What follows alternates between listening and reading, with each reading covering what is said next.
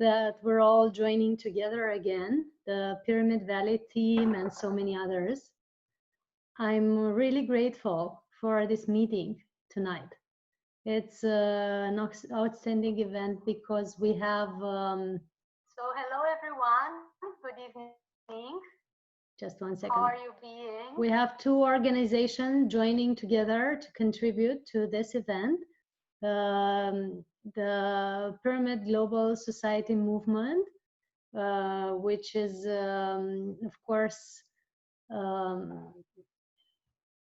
hosted by Pari Patri, who has joined us here, and the Soul Healing Academy. And I'm really, really grateful for this collaboration. This is the first evening of the 8 evenings of the Pranic Process Online. Very beautiful program to help raise your vibration, detox your body, mind, and spirit, and beautify your connection to your divine self. That's what we're doing during this process. So it's going to be 8 days.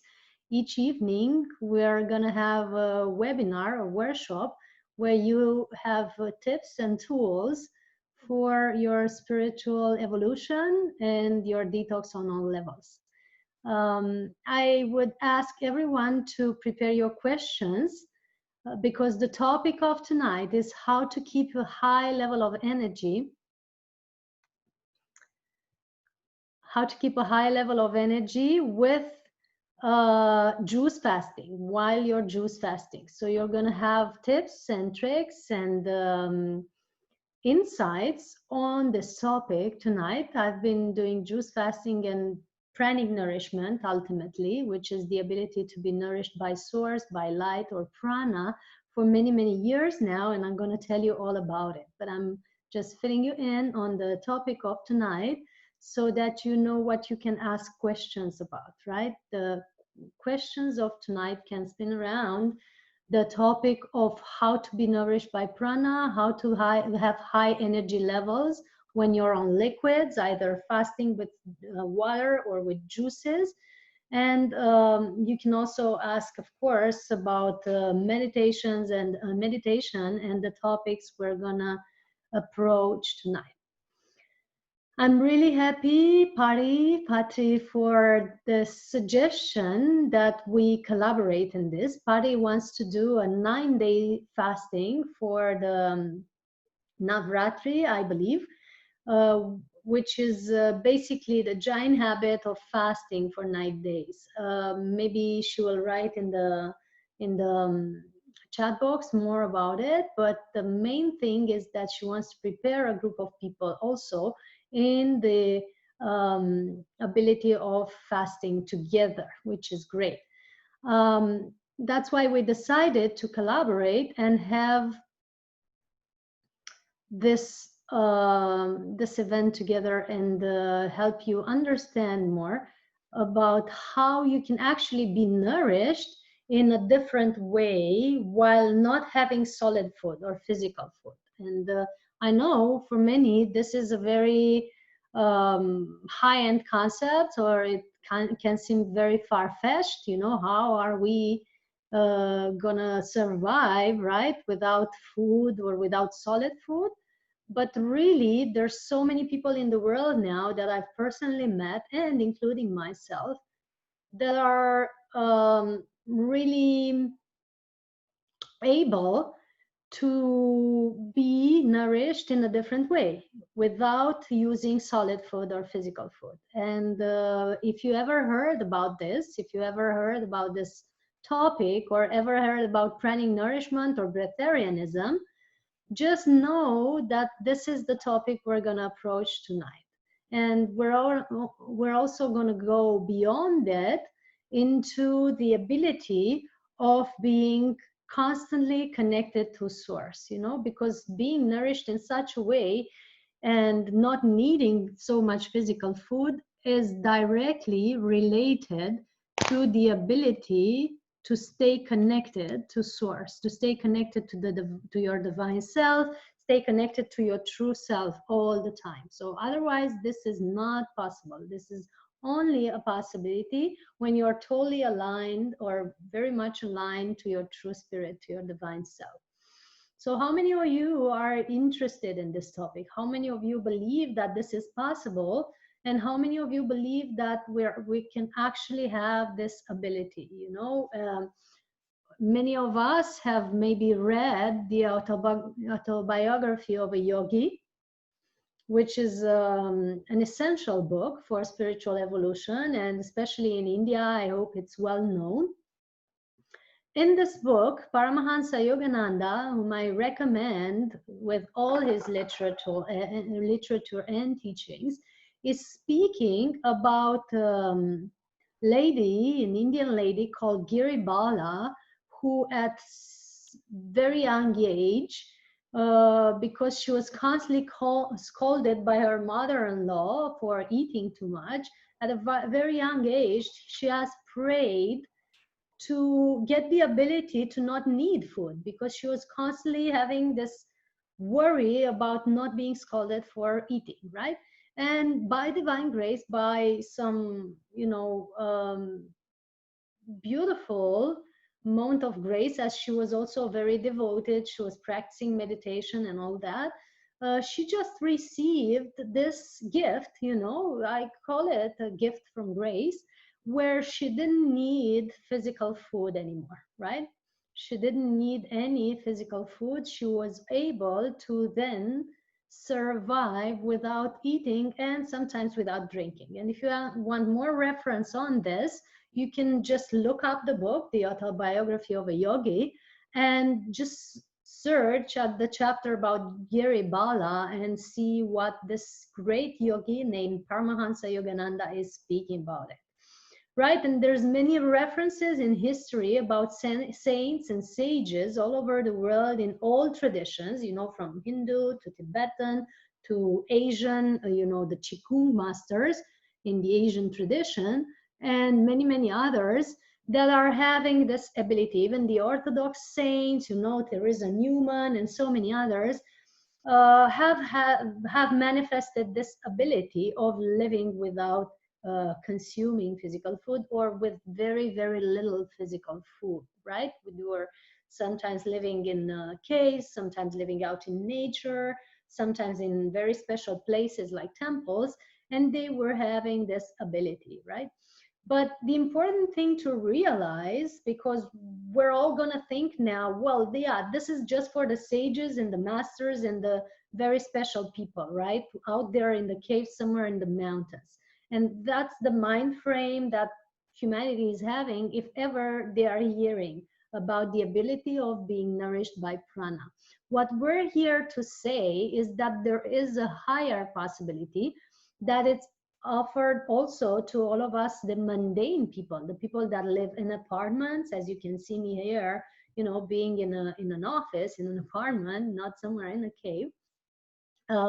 The people who are living in big cities, the people who are living, in normal conditions, not in a withdrawal, secluded state. I have many friends, and if you look at my website, soulhealingacademy.com, you'll be noticing that I have many friends and people I collaborate with from the real world, so to speak, that are in the state, right? That are manifesting this ability to live for a long time without using solid food. They are, some of them, using juices as nourishment, or liquids, juices or soups, and they are having a very active life. Some of them are even winning marathons, and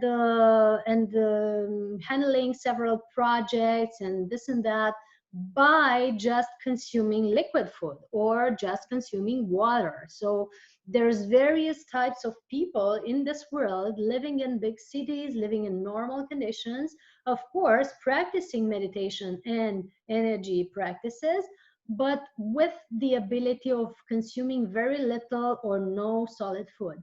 I myself have had long times without solid food, and I'm still doing this constantly. During the day, I mainly consume liquids. Those of you in India and Pyramid Valley have seen me, you know, drinking water and pineapple juice during the Pranic festival there.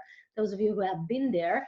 And during the evening, I take a bit of a snack, but mostly almonds or soups or nuts and grains like this, because I like to keep it light, and I can only consume small quantities of vegan food, and mostly I prefer raw food, right? When I consume anything, it has to be small quantities, not larger than a fistful, and to be preferably raw or mainly vegan. That's what I can do right now with food intake. Most of my time I do juices or blended fruits and vegetables that are drink during the day, not more than a cup or 2 cups of them during a day.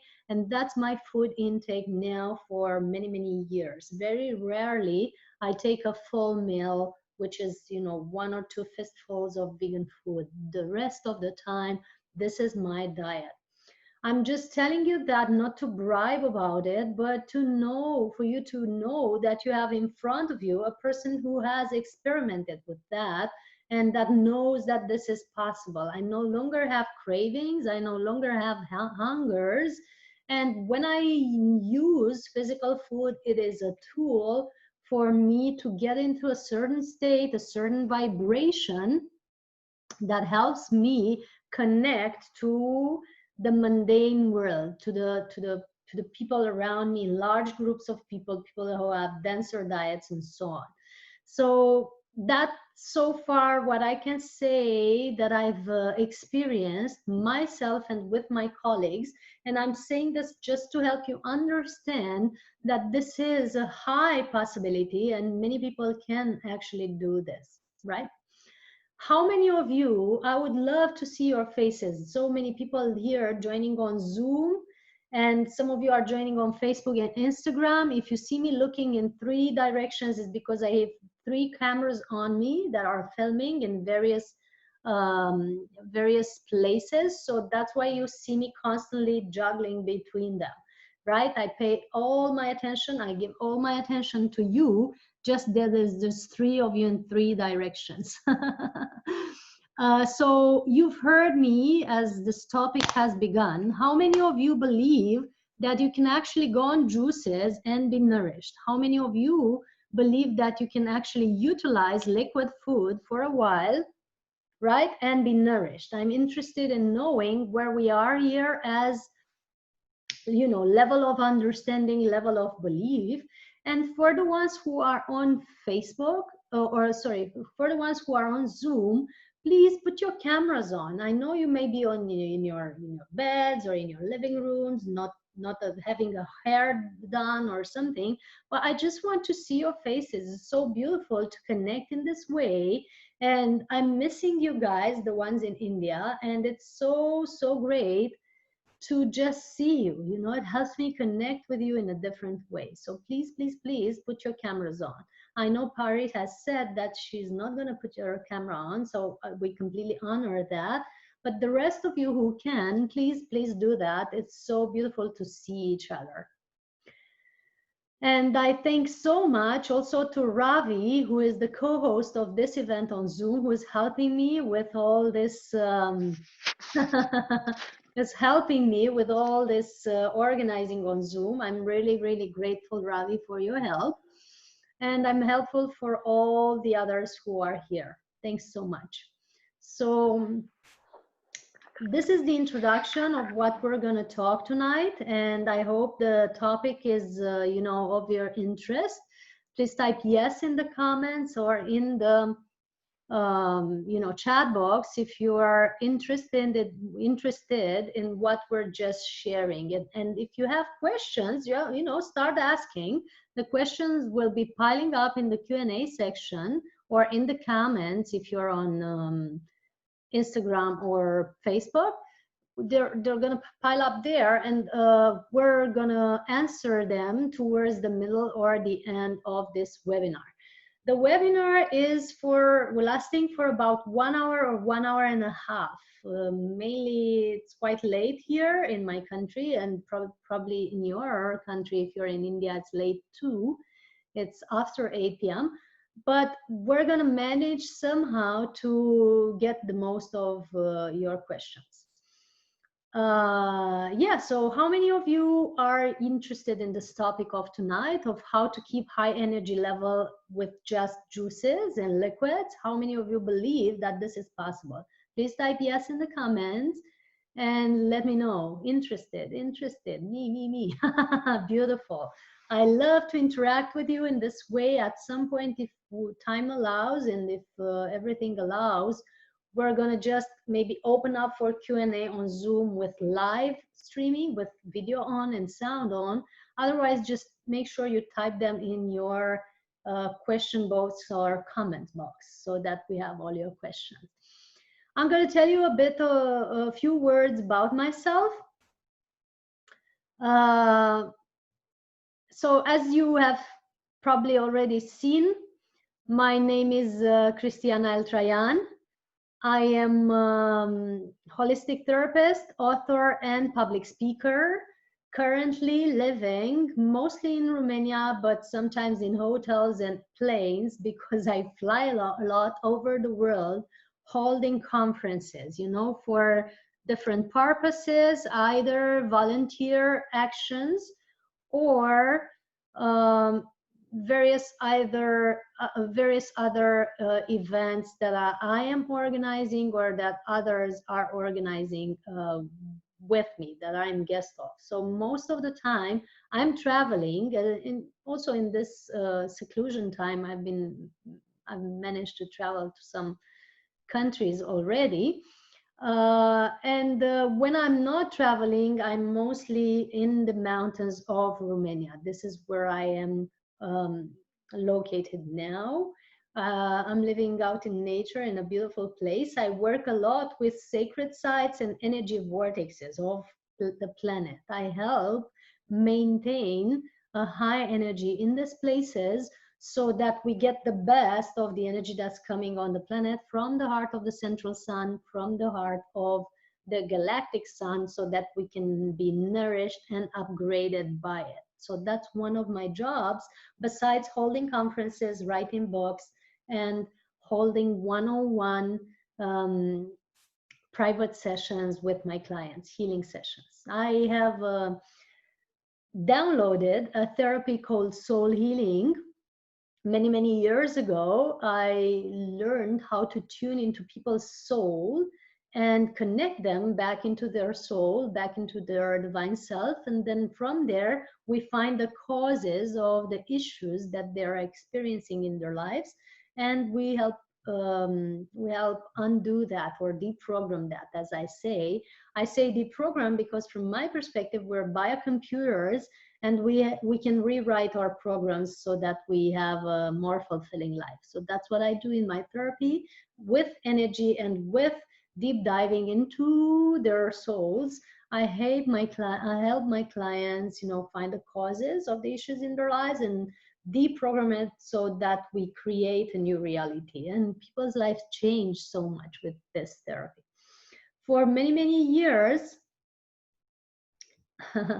for many years now, I've been teaching or sharing this program called Pranic Process Online. It's basically 8 days where people go on detox. They go on a lighter diet, either juices or very light vegan food, mostly juices. And we learn together techniques and practices to help keep our frequency high, to help keep a high vibration, to be energized, strong, and creative during this detox time and after. When we had these processes with the people that have joined over the years since 2013 on, we had beautiful feedback. People have naturally went into 14 to 30 days of not needing solid food. They haven't fasted. They just didn't need solid food because they were nourished by energy. That's a big difference that I want to begin with, right?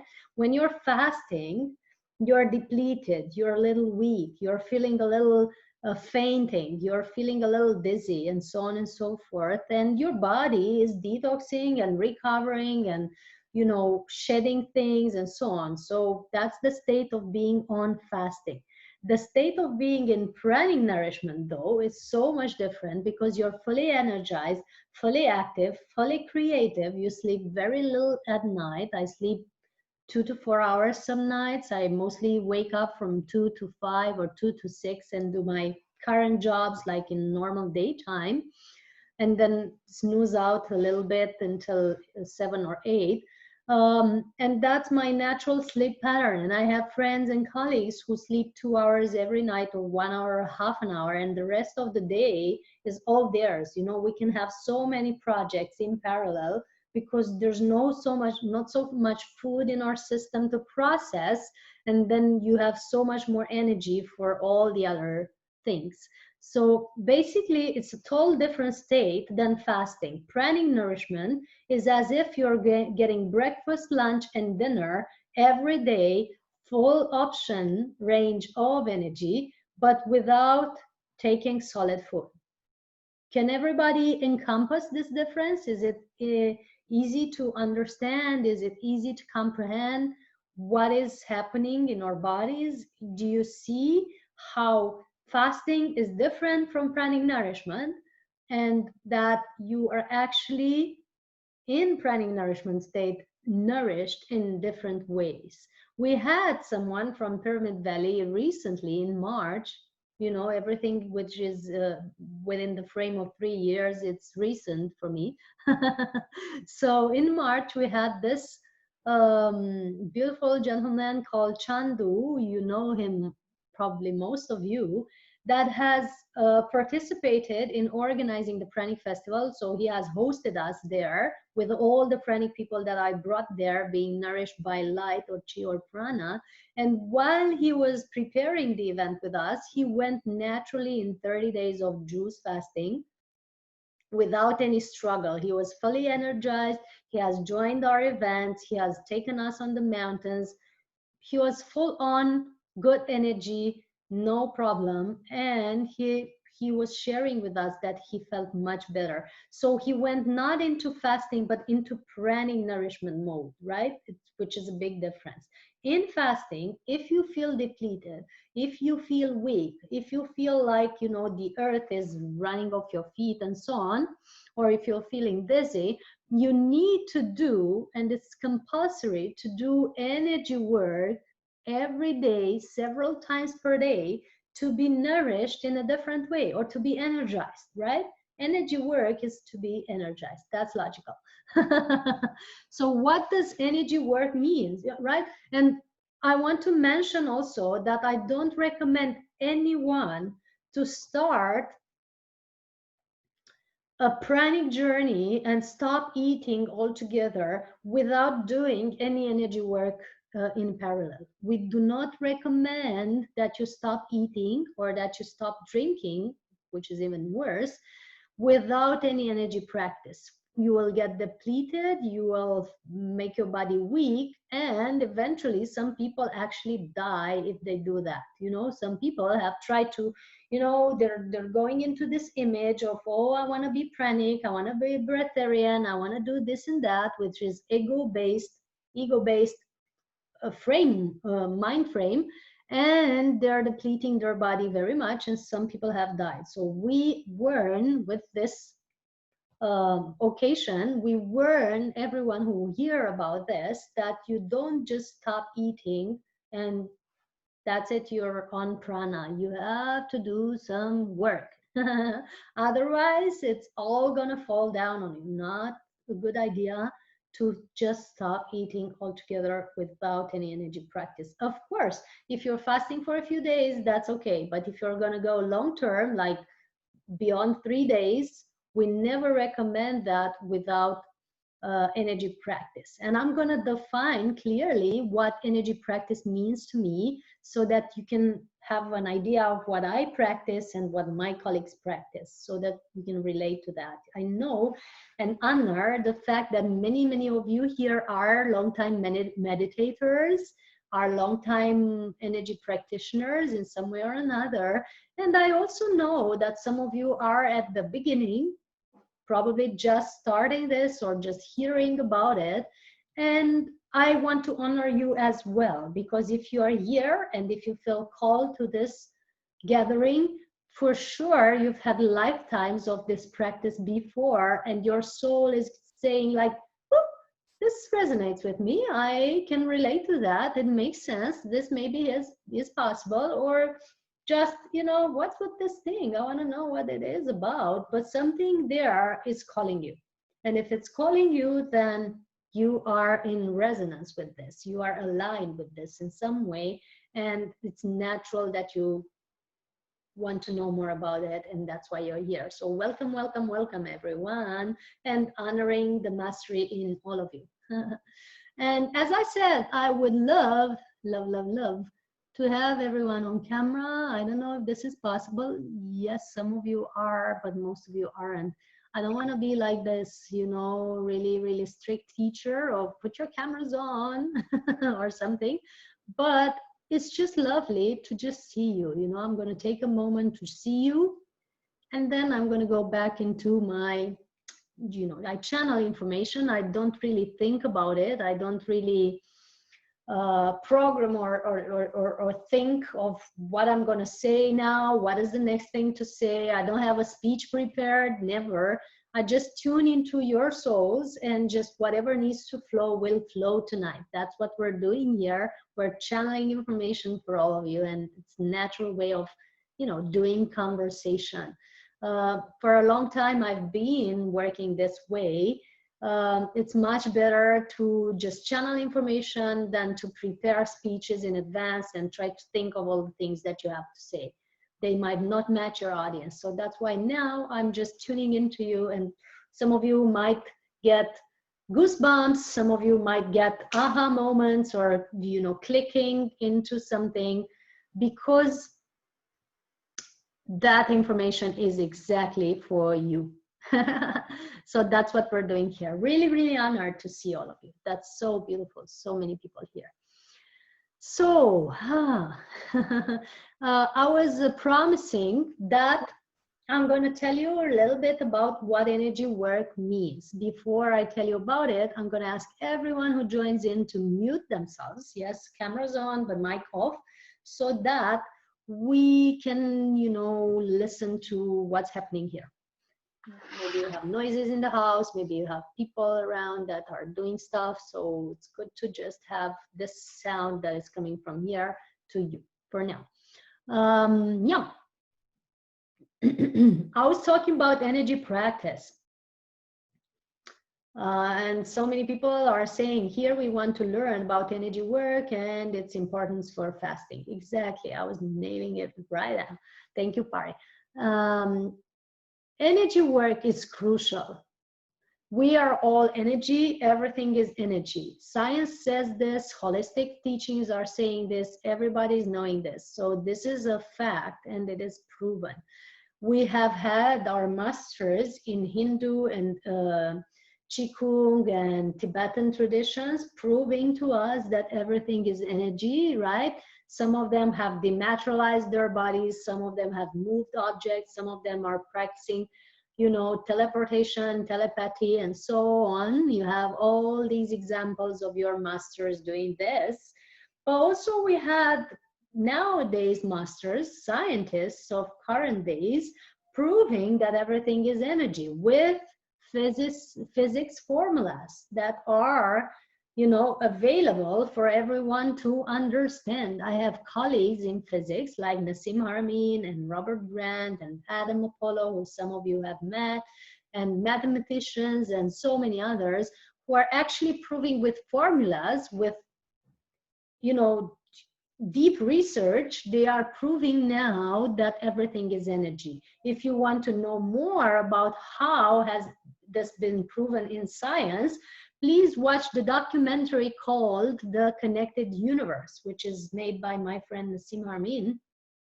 This documentary, The Connected Universe, is explaining to you in scientific terms, in physics formulas, all the science you need, that we're actually made of energy.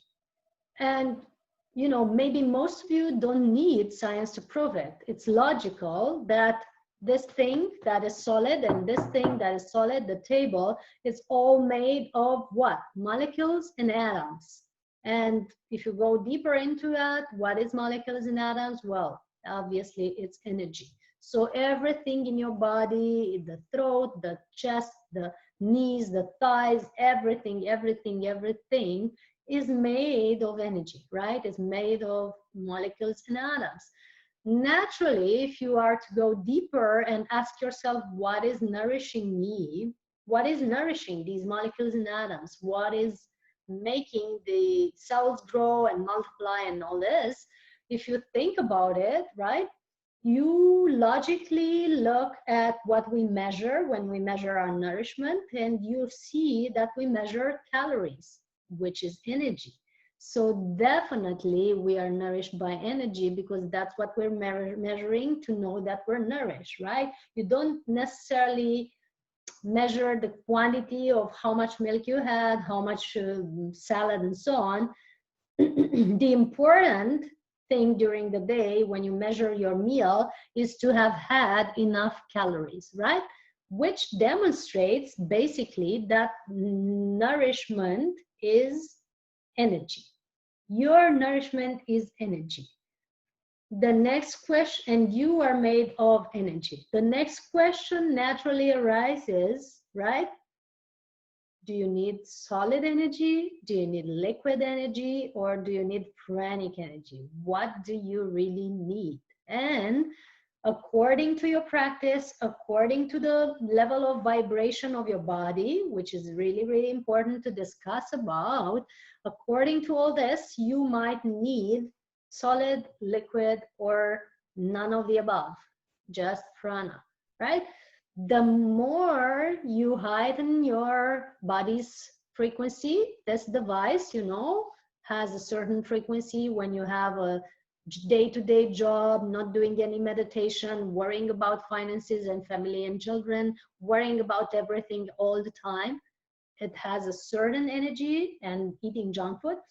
And when you start to practice something like meditation or breath work, pranayama, or yoga, asanas, or qigong or something, when you start that, it starts to change its vibration. This device, this body structure, this conglomeration of molecules and atoms is starting to change structure, is starting to change frequency.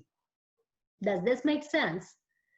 When you start to change the frequency of your body by adding a higher frequency day by day, by adding more light into it, by adding more energy into it, guess what? Your body is shifting its fuel. It's changing the nourishment it needs. It's basically like a fine-tuned car, right? If you drive an old car or a rickshaw or something, right, you're gonna need one type of fuel. But if you upgrade it to a Ferrari, it's gonna need a more refined fuel, right? You cannot drive a Ferrari with common fuel. It will break down, right? Your body, with meditation, with energy practice, is becoming a highly upgraded mechanism. When you upgrade a little more with more energy work, more practice, more light encompassed into the body, then it becomes a spaceship. It's upgraded from a Ferrari to a spaceship. It's needing a total different fuel altogether again, right? Then you can no longer use the old fuel that you were using, like junk food or cooked food or heavy spiced meats and stuff. You can no longer put that into your spaceship, into your vessel, because your vessel, your physical body, has been upgraded to a different frequency and it needs a different type of food. I hope that makes sense. How to upgrade this vessel? That's the next question, and we're getting to the energy practice right away, but we're staying here to truly understand and encompass this concept of the fact that your vessel needs to be upgraded. Your device, your body, your physical system needs to be upgraded, right? In order for you to have a lighter type of diet. when you feel yourself, maybe recently you felt yourself feeling sick or feeling uncomfortable after certain meals, right? You've been having the same heavy food that you were having before, and you've noticed yourself feeling uncomfortable, feeling bloated, feeling dizzy, feeling unfocused, feeling foggy in your head, right? Your head had like a fog in it. Why? Because now maybe you've upgraded your body already with meditation, with yoga, with something, and you're still using the old food, the old fuel for your body.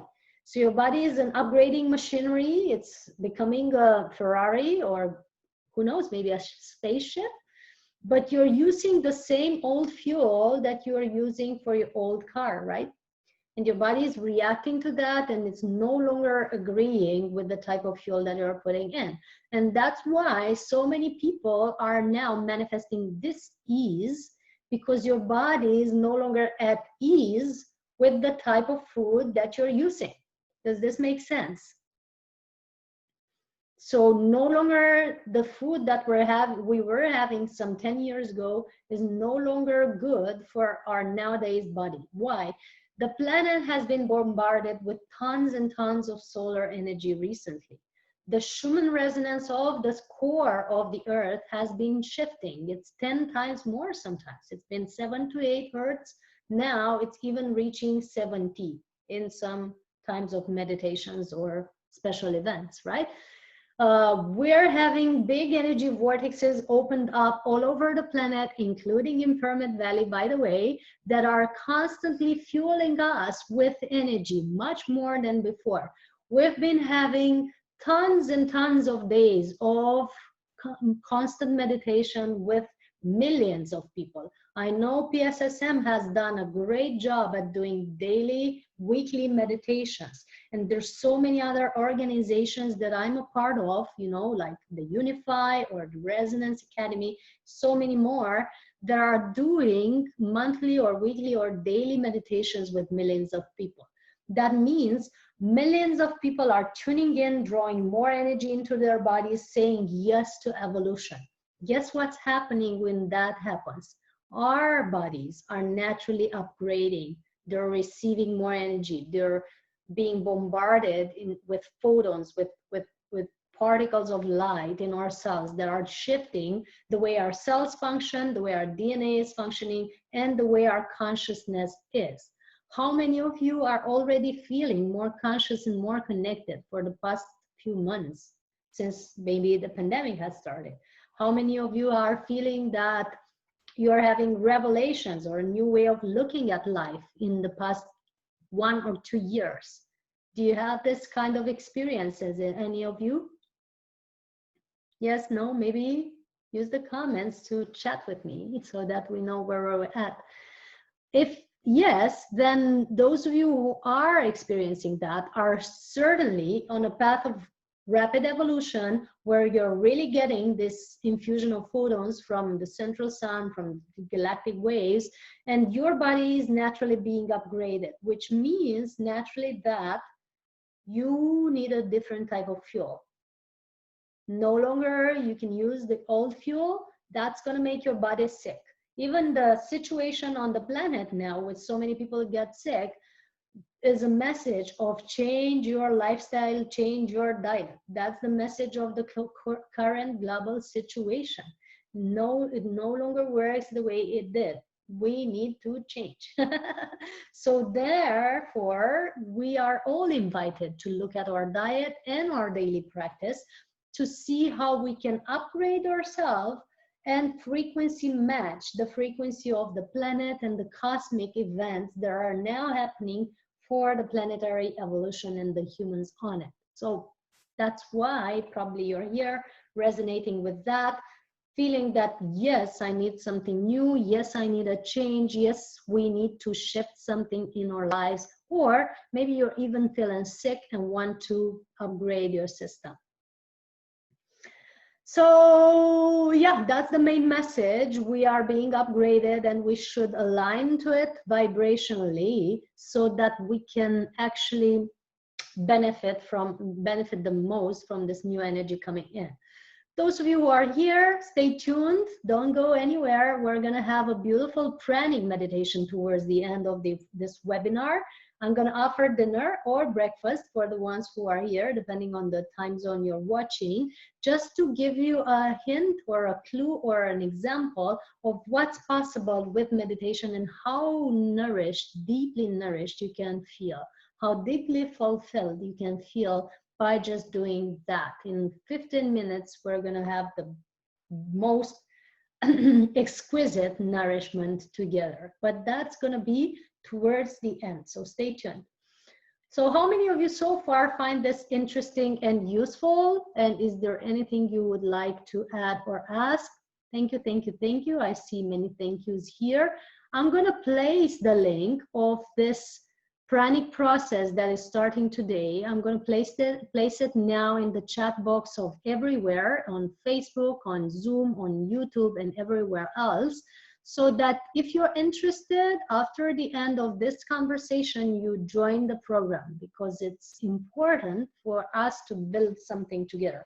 And this program is going to be for 8 days, so until October 14, I believe. And as you see, Patri is starting a new one on October 17. So it's going to be a full month of beautiful events together where you can actually change your life completely, right? To the core, like completely new way of functioning in your body and in your emotional and mental system. So there it is, the link to this event that we are starting. I was promising that you will learn about the energy practices that we are doing for keeping our vibration high, right? I was promising that. And I'm going to just start with what I'm doing, because that's the most relevant. That's what I can share from my core, right? From the core of my being. And I'm going to also tell you what my colleagues are doing as well. For me, I've been aware that we're all energy ever since I was a child. And I was telling my other children friends that we are energy. That was my mantra. Hi, Bogdan and everyone else. And I don't know how I knew that. Probably we're all connected to some of our parallel lives, and it's normal that we have these feelings. But also because I was having naturally, hi Olivier, so happy to see you. I was recently in France across your shop. I'm having so many people from so many places now joining. I was aware of that at the deep level, that we're actually energy. All of us is energy, is made of energy.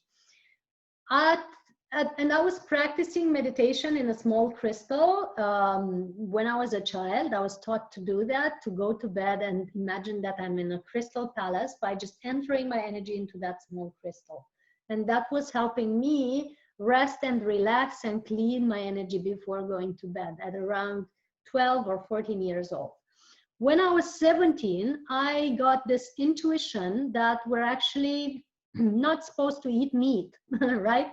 I wasn't liking meat as a child, never. I would always throw it out the window if I had the occasion of doing so when my parents weren't watching. And intuitively, I perceived that meat isn't good or isn't tasty even. But when I saw 2 chickens naturally dead in the yard, I intuitively knew and got it, right? This is dead stuff. It is not supposed to nourish me. It cannot nourish me actually because it's dead. That was my reason back then of quitting eating meat and becoming a vegetarian when I was 17. Now I'm 37, so I experienced this for nearly 20 years or more. And I can say I'm very healthy and happy for having done this decision. For 10 years in my life, since I was 19 until I was maybe 27, 28 or so, I forgot all about meditation and vegetarianism. Why? Because I became a very successful manager in some companies, then built my own company, then pursued success in business for quite a while. And that has imbalanced my general state of health and my inner, balance. Because naturally, as a child, I was guided to do meditation. I was guided to do vegetarianism. And having forgotten that has thrown my system out of balance until I was 27 or 28.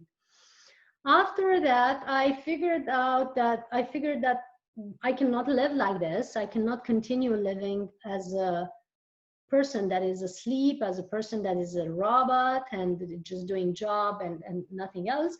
And so I started to, the first thing I did when I noticed myself being really imbalanced is I started to meditate again. I'm going to fix one of my cameras, that's why I'm moving this way. I started to meditate again at 27, 10 years ago. And since then, I meditated constantly every day. There's not one day in my life, as I wake up, I naturally go in meditation. Sleep is a deeper meditation. We're in delta state of the brain waves. When we wake up, we get into the theta and alpha state. So naturally, we wake up towards the busier state of the mind. But as you wake up, if you directly go in meditation, from that sleep state to meditation, you can actually start your engine and your mind in a different way. You directly tune into source, right? You've woken up, you're getting into your body, right? You're returning from the astral realm, from wherever you're traveling, you're entering back into your body and you're tuning to source. That's the first step, naturally. Otherwise, I really don't know what to do with my day. If I don't have my divine guidance and if I don't have clear steps that I perceive intuitively, I cannot function. I don't know what to do with my day. That's why I naturally do about half an hour of meditation or more as I wake up in the morning. And that's has been happening for 10 years now, and also in my childhood. I also need to do some movement, so I go into stretching or yoga or qigong after the meditation, or just dancing. I get up and dance around the house like no one's watching, because literally no one's watching. And that's moving, starting to move my energy through the body. I do sun salutation, especially in the days where I have therapies or groups of people, conferences, going to the city. I do sun salutation as movement because that's a more rapid and efficient way to move energy through the body, and is generating a certain state of being strong and solarity. It's a certain state of solarity and radiating a state, right? So I'm placing again the link to the program on Zoom because it was placed privately. So that's my morning routine, right? I wake up, I meditate, I do stretching or some movement, and sun salutation. That's the basics. I also do sun gazing, which is a practice of looking at the sun from 10 minutes to half an hour. The beginners should start to 1 or 2 minutes and then increase to 10 minutes and half an hour and more until 45 minutes. Sun gazing, if you look it up, those of you who don't know what it is, it's a practice used by ancient yogis and other masters all over the world that is connecting us to the energy of the sun, helping it to clear our bodies and our mind body and our emotional body, and nourish us, because sun has been demonstrated to actually nourish our human body. So I do a few minutes to maybe half an hour of that. I ground after it. It's very important that we ground, we connect back into the earth, we send roots back into the earth after any meditation, but especially after sun gazing, because you're going cosmic and you want to go back to earth being again, right? It's very naturally that you ground after any meditation. And that's my morning routine, right? A few steps that are not taking more than 1 hour, if you look at it, that are, you know, fine-tuning me to source, helping me get breakfast, and moving my energy through the body. Some other days I might have other practices like Qigong or certain practices from the Taoist tradition. You know, I switch between the yoga and the Taoism in my practice because I have both branches in my system. I'm a yogi and a Taoist as well. But that's included in my morning routine. Sometimes I'm doing yoga in the morning and Qigong at night, or the other way around. During the day, I take care of my thoughts, which is mind mastery. That's another very important thing. Whenever I notice myself going into negativity or discontentment, I correct my thoughts like, you know, you have a horse and it's going in front of you and you want it to go in the direction that your carriage wants to arrive, right? So you won't let the horse run around like crazy wild horse. You will tame it into the direction that you want the carriage to arrive. That's what we do with our mind in the mind mastery practice. Whenever you're noticing it, going into a certain direction, creating realities where you don't want to go, you take it back into the direction that you want it to go. And that's really, really important. That's the second very important practice that I recommend, mind mastery. And actually, during this program that I was referring to, which is the 8 days Pranic process, we teach about each of these practices. We help people dive deeper into them, and we help them understand how we can actually maintain a daily practice out of it. Because you're going to say, yeah, mind mastery, but when everybody's shouting at you and you're stressed at work or your family is having problems, the mind mastery goes out the window and you're going to get into the worry or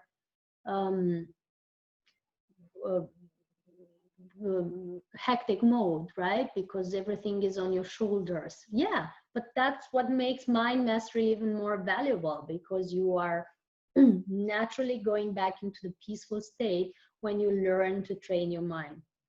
And meditation also helps with that. So during this program, we're explaining these steps that these practices that I'm referring to right now, and we're connecting to the masters that are recommending them, because all these recommendations aren't just coming from me. There's 8 ascended masters that are supervising this program and recommending the practices that I'm talking about, because each one of them has been the master of this specific practice. So the meditation that I first recommended is universally voted. All the ascended masters are recommending it, while mind mastery is clearly recommended by one ascended master called Saint Germain, that is overlooking this program, and he has been an alchemist and the ascended master of immortality, right? He has proven, demonstrated immortality. If you look it up, you'll learn about him. And it's still appearing in certain gatherings where high spiritual concepts are being taught, because he has mastered this art of alchemizing all his internal process, including his mind processes, right? And he's recommending that. Another important step that we include in our daily practice that I referred to already is connecting to the universe, connecting to your guides, if you have any, connecting to your masters, if you have any, connecting to the beings of light that are guiding you, or angels, or whatever you believe in, or just connecting to your higher self daily and in every moment. Whenever you feel that you are a little bit imbalanced, instead of trying to solve the situation in the exterior, outside of you, just go back into your connection, right? Ask for help. When you feel that you're, starting to waver, ask for help, ask to your masters or light beings or divine self. My divine self, I want this to be overlooked. I want this problem to be solved. I want to get guidance in this. How do I do this, right? To connect and ask for help is really, really important. And that's where sometimes grace comes from. Like I said in the beginning, Giri Bala, the yogi women that was nourished by prana in the book called Autobiography of a Yogi, she didn't know about pranic nourishment. She had never heard of breatharianism or fasting or stuff. She just asked for help and grace came. So that's really important spiritual practice, to connect and ask. And masters from all over the world, including Buddha or Jesus, have said that you should really ask, right? That's part of the spiritual practice. And it's recommended by Kuan Yin, the ascended master of compassion in the Asian tradition. She is a very beautiful goddess that supports. It's kind of the equivalent of Tara in Tibetan tradition or Lakshmi in Hindu tradition. She overlooks everyone and holds everyone in this energy of giving and compassion, right? And she's recommending us to connect and ask that we shall receive. Fourth step, we said 3 of them already. I'm going to recap so that you can keep it in mind. The fourth step that is practiced on this journey and that I'm practicing and I referred to already is going into a lighter diet. It's really, really necessary for us to be able to master our mind and our energy. The energy that we put in has to be lighter. We cannot expect to have a clear, decent meditation when we're using meat or sugar or coffee as nourishment. Why? Because all 3 and spicy food are all agitating our mind. It's making us go round and round in circles in our mind, because that's the nature of these foods. And those of you who are from Hindu tradition, you surely heard about Ayurveda, and you've heard that in Ayurveda there's 3 gunas, the tamas, the rajas, and the sattva, right? When you eat tamasic food or rajasic food, which is the energy of slugginess or the energy of agitation, you're going to get the results of slugginess or agitation.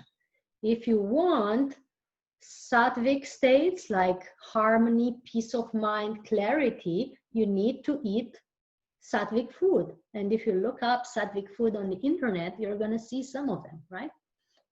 So food intake is really crucial for your spiritual practice. It's not just the thing about the health. It's not just the thing about how your body is functioning. It's actually directly connected to your meditation, your peace of mind, and your sexual impulses and how you control them. By the way, if somebody's getting goosebumps, that was for him. Right? The lighter you eat, the more your animal instincts are getting transformed into higher energy, right? And it's easier for you to navigate your intimate life. That's something someone needed to hear here. So that's why lighter diet, going to vegetarianism, veganism, raw food, juices, is really important for you to be able to be energized when you choose to go on liquids, right? The lighter you eat before the liquid diet, the more your body is going to say yes to it, because the frequency of the body has already gone higher. This step is recommended by Buddha, who was, of course, recommending vegetarianism all over the world. And he is said to have been said that only when we are gonna stop using other beings for our benefit or pleasure, it is only then that our civilization is gonna really evolve, right? What does it mean to use other beings for our benefit and pleasure? Well, the most beings that are abused right now, not to mention women and children, but the majority of beings that are abused by now are coming from the animal kingdom. Our civilization needs to evolve, and we're only going to do so when we stop doing that. We are invited to, proceed to a lighter diet, therefore. And Buddha is making this invitation for the Pranic Process Online, and he's overlooking and helping all the people that are really interested in lightening up their diet. Another practice, and this is a practice, you do it gradually, like I said, from normal food to vegetarianism, from vegetarianism to veganism, from veganism to raw, naturally transitioning until you're able to stay on liquids more and more and not having discomfort, right? That's a practice. The fifth thing that is really, really recommended is to do the things that are making your heart sing and to bring your service out into the world. Whatever makes your heart sing is your gift into the world, is your song of joy, what you came here for, your soul mission, whatever you want to call it.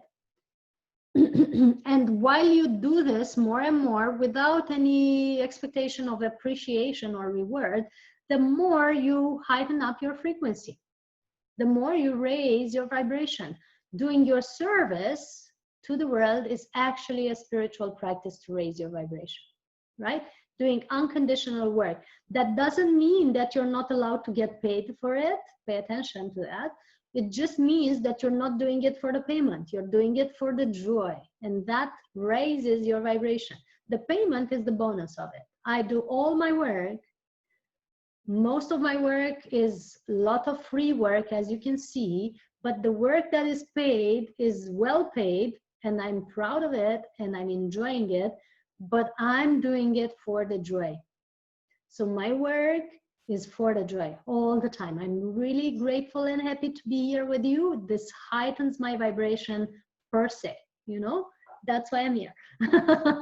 So doing selfless service, which is a spiritual practice, and it's heightening your vibration in keeping you on your pranic path or keeping you nourished while you're on liquids, is a practice recommended by the Christed one. You know, in our Orthodox tradition, it has been called Jesus, and he has several other names, but is the main frequency of Christ energy that has also been in Krishna and in other masters. So it's a universal frequency that has been embodied by several masters on this planet, and the one called Jesus has recommended this selfless service as a practice to heighten your vibration. So this is what I'm practicing, and my colleagues as well, and you're gonna see many others doing so, just because it helps. And I know and want to congratulate the people in Pyramid Society, because I know, guys, that you're doing a lot of that, and you're doing it with an open heart, and it's one of the things that moved me with you, you know, that made me want to join your board membership and, you know, collaborate with you, because I know you have an open heart. So thank you for that. The sixth recommendation is to treat your body, or the sixth practice. It's a recommendation, but it's also a practice. It's what I'm practicing, and my colleagues as well, is to treat your body like a temple. When you are aware that your body is the temple of the divine, I'm going to take a moment just to do some adjusting here, and I'm back with you. When you are aware that your body is the temple of the divine, and that you are hosted in it as the representative of the divine, or as the, you know, divine energy in form, right? Embodying your light into this structure. When you're aware of that, your whole perspective on your body and how you treat it and how you nourish it changes. What also changes is the way your body is reacting to this. So the more you love and respect your body, the more you honor your body, the more you honor your structure in physical frame, the more your body is responding to it by heightening its frequency. It's like when you love another person, you know? Or another example, when you feel loved, did you notice how good it feels, how nourishing it feels, how much it makes your heart sing, how much it actually makes you feel that you're not hungry anymore. You know, how many people here who have felt in love have noticed that they weren't hungry? You know, some prefer to spend time with their loved ones, you know, be around them, feel that love, share that love, instead of eating. So many people on the planet, once they fall in love or feel loved, they break out of hunger. Why? Because your body and your structures and your soul is naturally reacting to love.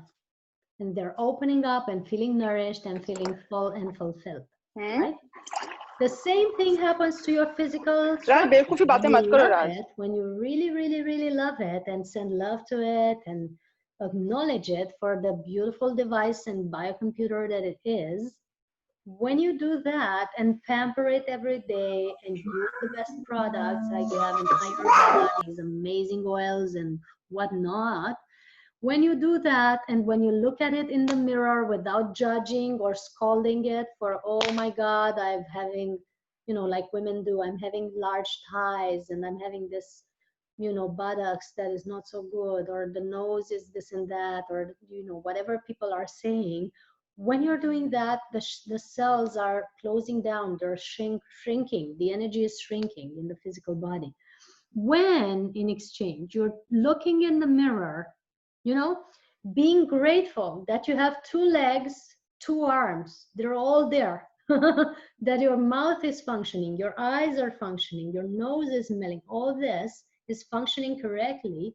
When you're looking at yourself in gratitude and you do feel gratitude for your physical body, that's when something unlocks completely in you and you're able to receive completely the pranic nourishment. You're actually able to be nourished by prana when your body feels love. So I would say one of the top spiritual practices, and especially for those of you who are coming from Hindu cultures where you've been taught to transcend your body, discard your body, only be free when you live your body. Especially for you, loving your body is essential to feel nourished, right? Because your cells are closing down or are decaying when you say or think bad things about your body.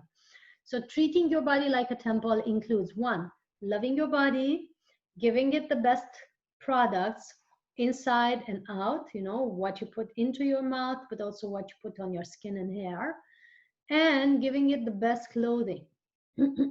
I know this sounds like little things. How could this be a spiritual practice? Why is this important? Many people are asking themselves. But really, your device is your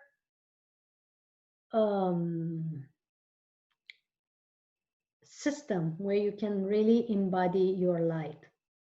The importance of it is crucial.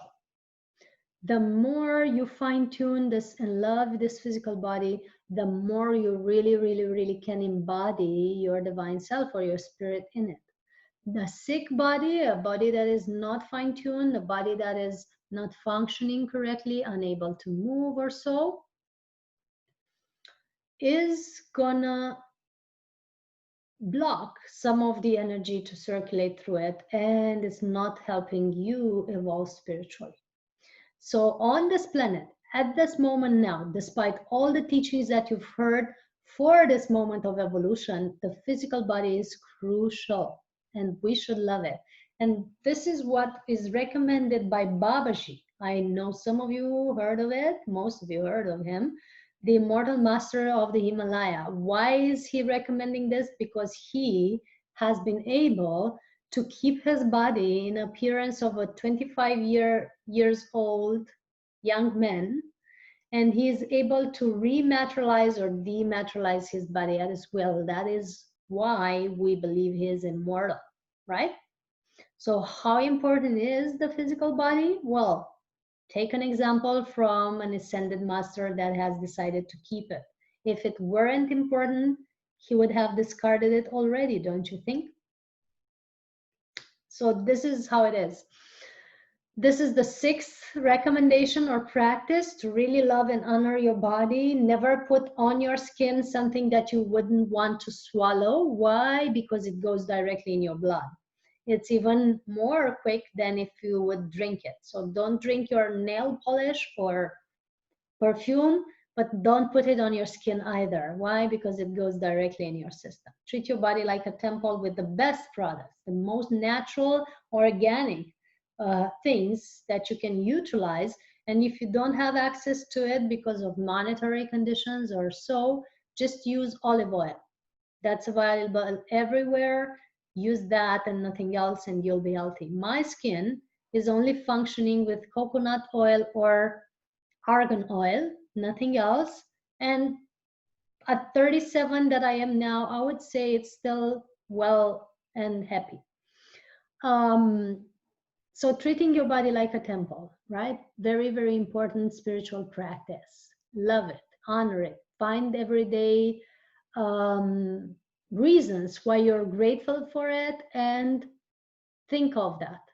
While you think of that, your cells perceive the message and they're opening up to be nourished. Another important spiritual practice that many of us don't don't consider it too much is spending time in silence.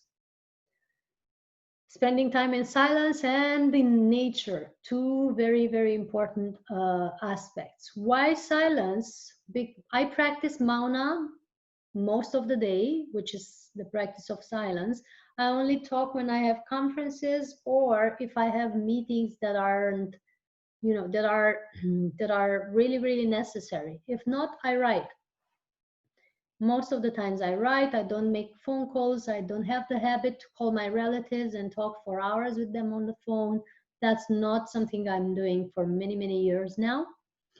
My mother is sometimes still a little upset about that.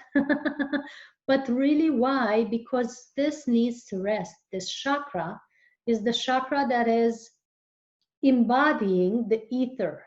Maybe that each chakra is corresponding to an element, earth, water, fire, air, ether. Ether is the element that is connecting us all and nourishing us all. Is the equivalent, or the other name for it is prana, right?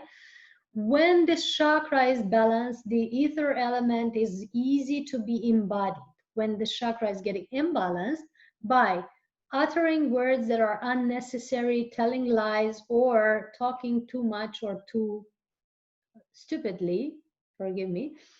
When this happens, then the ether element gets imbalanced in our system, and therefore we're feeling hungry and we're not nourished. And many other imbalances are happening, but that's the first one that we're talking about right now. When we are silenced, this chakra and the speech organs are getting to rest, and it's getting recalibrated back into health somehow, right? And into balance. So silence for me is essential. I have at least one day a week where I don't utter any word. And also during the day, I just stay in silence for as much as possible and only talk on sessions or conferences, mainly.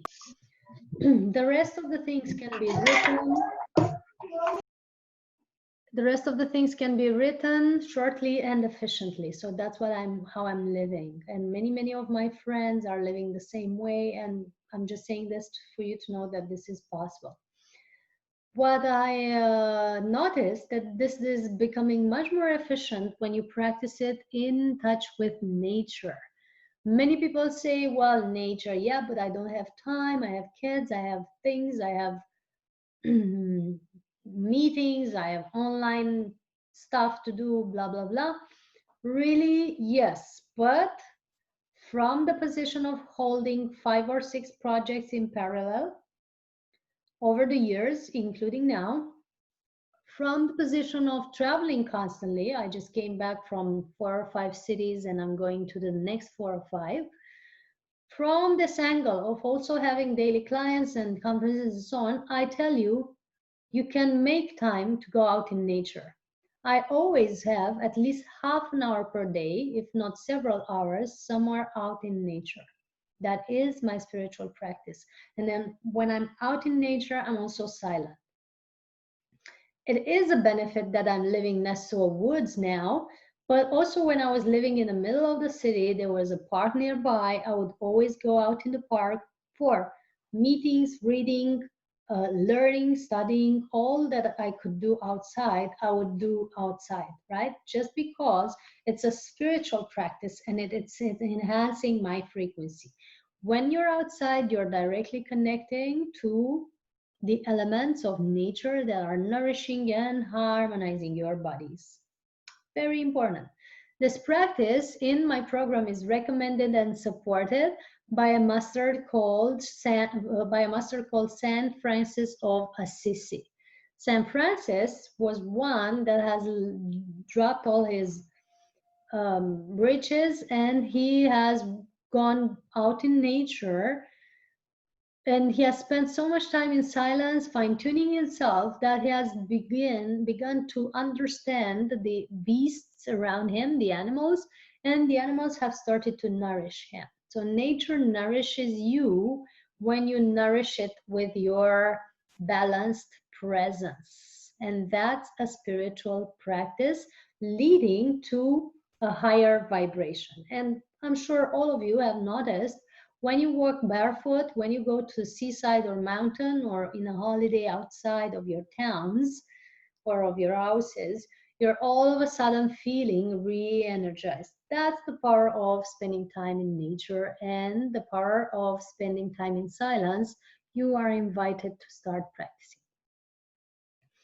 Last but not least, the importance of sound, mantra in music. I am really sensitive to sound. Many of my colleagues are, and if you look at animals, most of them are also. Why? Because when you get fine-tuned into the universal rhythms, you also clearly perceive the sounds that aren't harmonious or that are too loud or redundant and so on and so forth. First step of the spiritual practice is get rid of all the sound, music, or wording that is not nourishing you, that is not helping you. In 19 something, the musical pitch has been changed deliberately from 432 hertz to 400 and something hertz.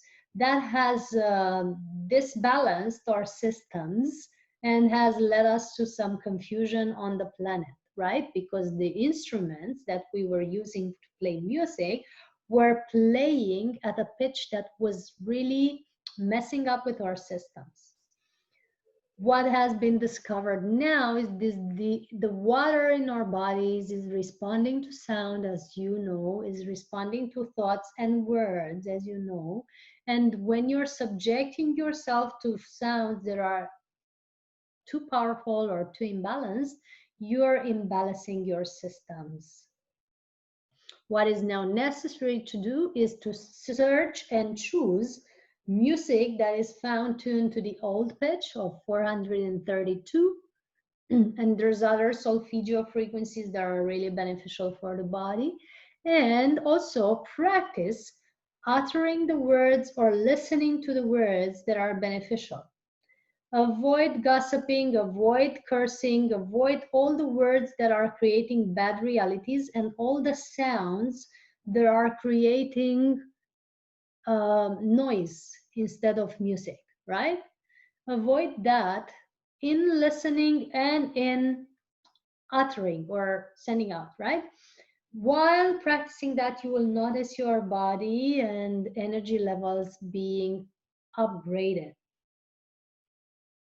You will notice that if you choose sacred, balanced music every day to start or finish your day with, you'll naturally feel calmer or more energized.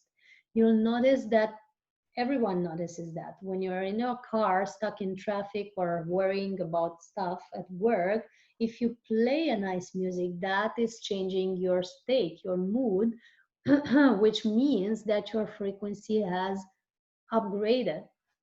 The same you can do consciously every day by including more and more balanced music into your life, by including sounds and mantras. And here the importance of mantras has to be looked at, including this into your life, and have daily practice of listening to joyful, beautiful sounds, beautiful music, higher frequency.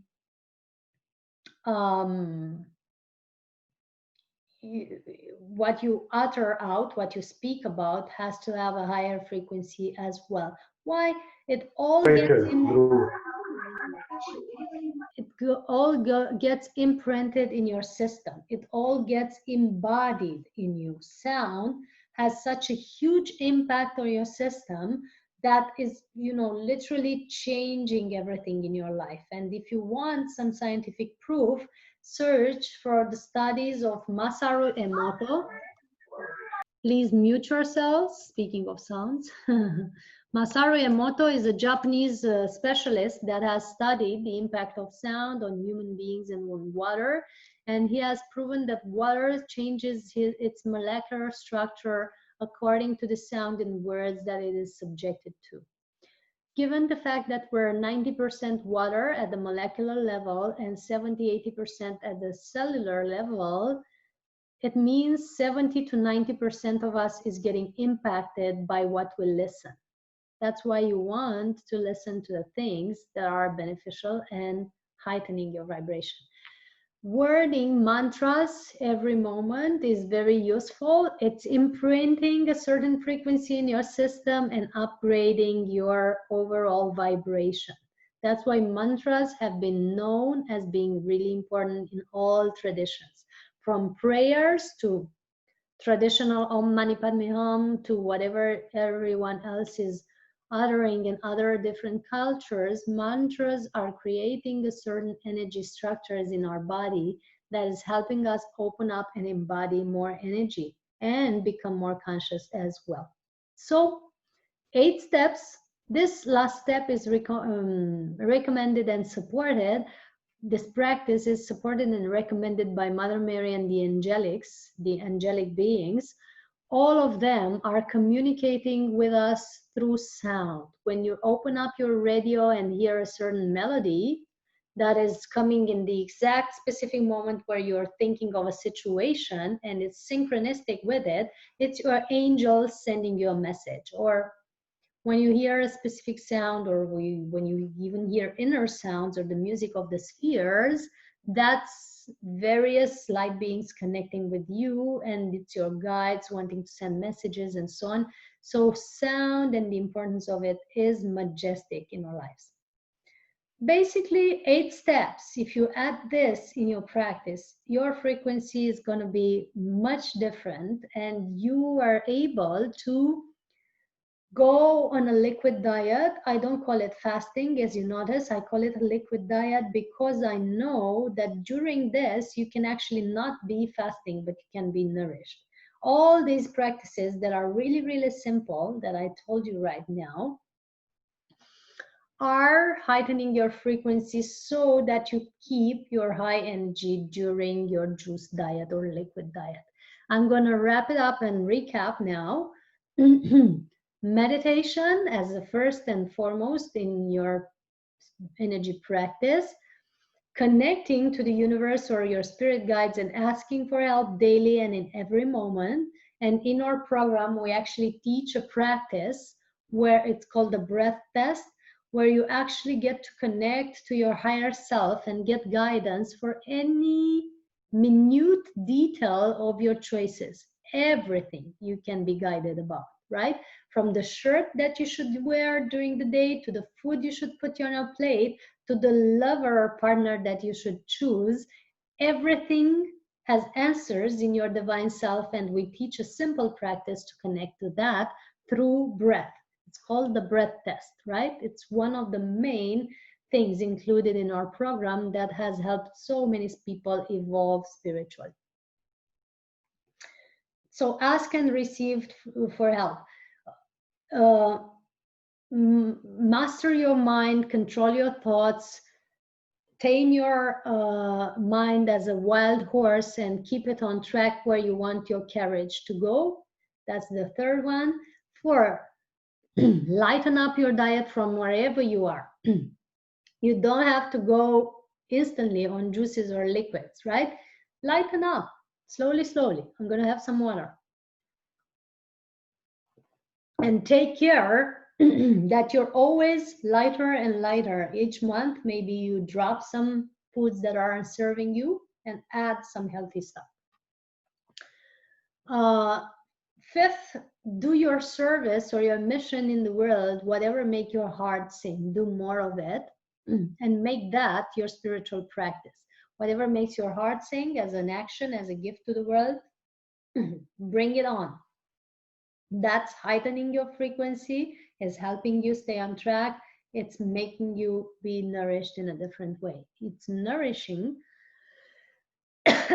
from the satisfaction of being aligned to source and with your divine mission. We're going towards completing, and as you see, my voice is shifting a little bit.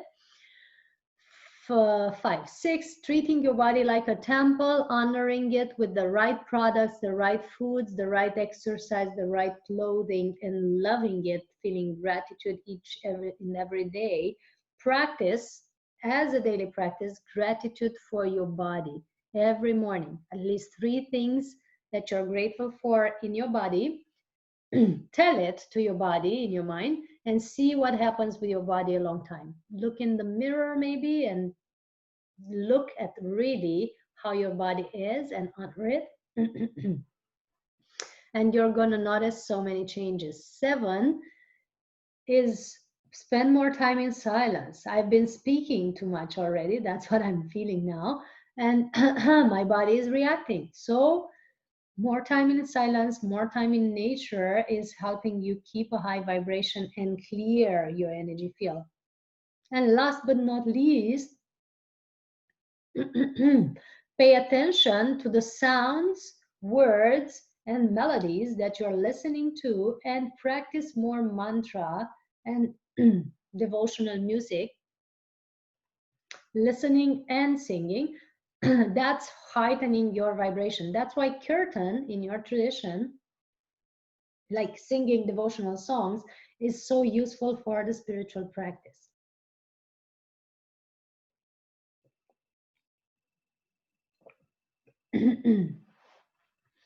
These are the 8 steps that we're working with in this program, and we're detailing each one of them. Does anyone want to say something or ask something? I really wouldn't want to unmute people.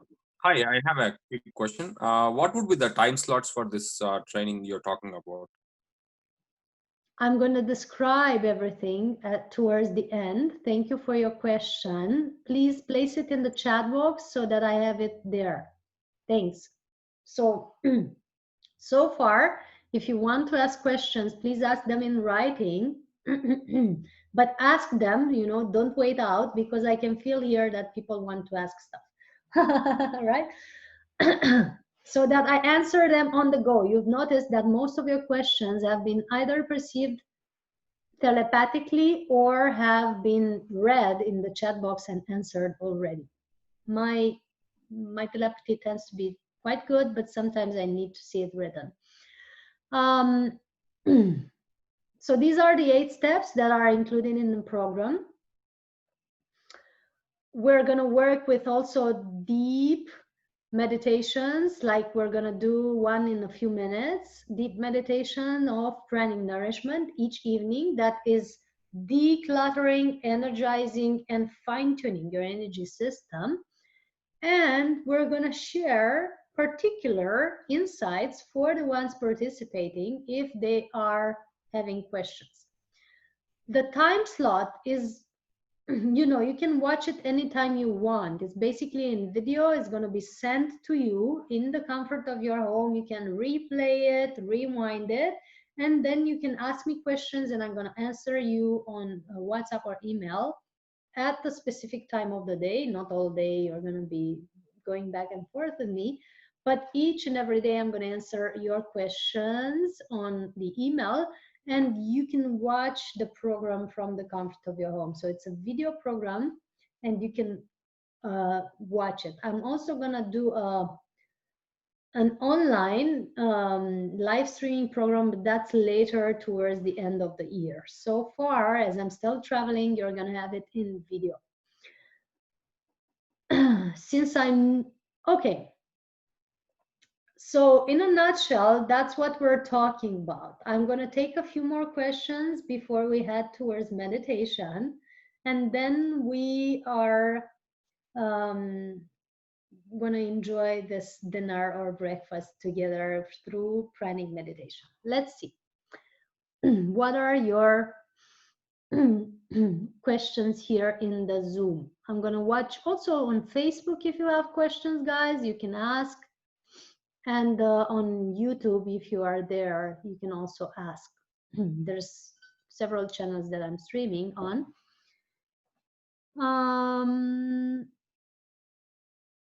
One second.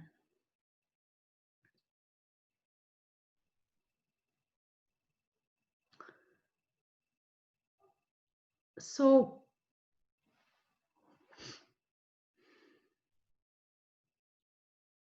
let's see what's going on here.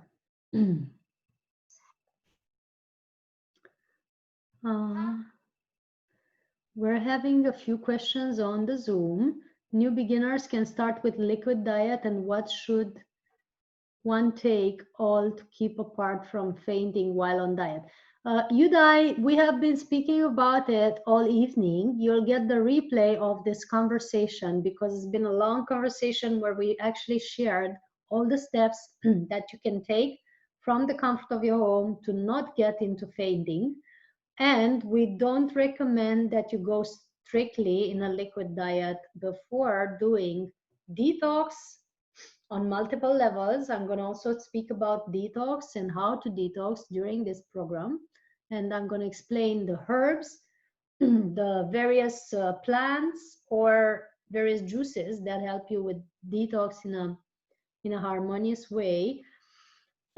Parasite cleanse is necessary, and other aspects of detox at the emotional and mental level to be able to maintain liquid diet for a longer time. Otherwise, you're on fasting mode and your body is depleted. So pay attention to that. I've spoke about it. And what should one take to keep apart from fainting? That's the energy practice that I've referred to. If you rewatch the video, you're going to have all the answers in that. Juice diet recipes can be given, but I also advise people to search and see what is the what is your body requesting, because I don't give certain recipes for everyone. I want everyone to tune into their bodies, and some of you might need celery, and some of you might need pineapple juice, and some of you might need parsley or something else. So thank you as well for the question. Everything has to be taken from a level of fine-tunement and wise choice, and we're going to speak about it. So to be clear, we're starting this 8-day process today, and it's on video and you can receive it from the comfort of your home. The link for it is in your chat box now. I just placed it there, and I'm placing it in the comments of the Facebook video as well. And on October 17, Pari is having a 9-day fasting. That is, you know, she'll give you the details for that in maybe another session, or I don't know what's going to happen. Another question that I'm seeing here is referring to hair fall with many times of cleansing diets. People have experienced it, hair fall, and have heard from many friends. You know, hair fall is the result of either detoxing or not having enough nutrients to keep your hair on your head. mainly, I would say, is the second cause. So sometimes what happens with people when they start detoxing is that their hair starts falling out and then it starts to regenerate. Sometimes the skin regenerates, sometimes the organ regenerates, and they're experiencing pain in the organs or just discomfort. Then it starts falling back, growing back in, and regenerating. Some friend of mine has even regenerated his teeth. So the old teeth has fallen out, they were sick, and new teeth, the third row of teeth has grown. Many masters have spoken about it. It's possible. But what I would recommend for those who have experienced hair fall is to take some supplements that encourage hair growth, right? You can take plant-based supplements along with your juice diet. You can take how to call it, things that aid, right, with keeping your balance. You don't only have to be, juice, whatever is plant. You can add like superfoods. You can add superfoods in your juice, right?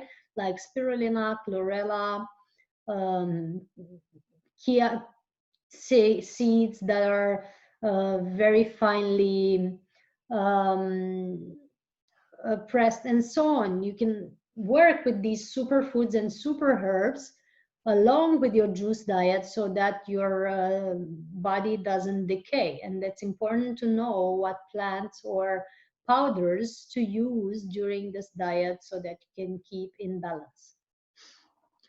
Somebody was asking about CBD oil. I don't know so much about CBD oil. I don't use plant-based medicine of no type, like no ayahuasca, no nothing. I don't smoke anything. I don't drink anything that gets me into super states of consciousness. And I don't recommend it also. Why?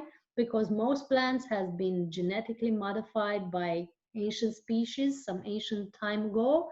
Most of them keep you in a not so high state of consciousness, even if they give you some moments of realization. That's why prana is the new high. I even have a mask or with this model. For me, prana is the new high, and nothing else is beating that. Nothing else is surpassing the level of high, of elation, of beauty, of healing that prana can actually give you. So that's why I'm highly recommending keep meditating, get your heightened state of consciousness, your natural DMT in meditation. You don't need to take anything from outside. You are whole and you are complete. Everything else is just crutches, and you keep using them and you forget your wholeness. That's my message. Can we take any supplements? Yes, Swapana, we answered that. Since I'm new to liquid diet, what would be the diet that has to be followed? That we talk in the process, mainly juices of fruit and vegetables, either in smoothies or in cold pressed juice. Do we take any supplements? Yes, I answered. CBD oil, I answered. Sprouts can be included in juices. It's actually highly recommended. Sprouts are some of the highest energy foods that I know of. Yes. Thank you for the ones thanking me. I love gratitude. I'm full of gratitude myself, and I love it when you share it. Time slot. So time slot, I answered. You can watch it anytime in your day. I'm going to send it at once per day, and then you watch it whenever you want. Thank you for your feedback. People say we're explaining it so wonderfully and simply.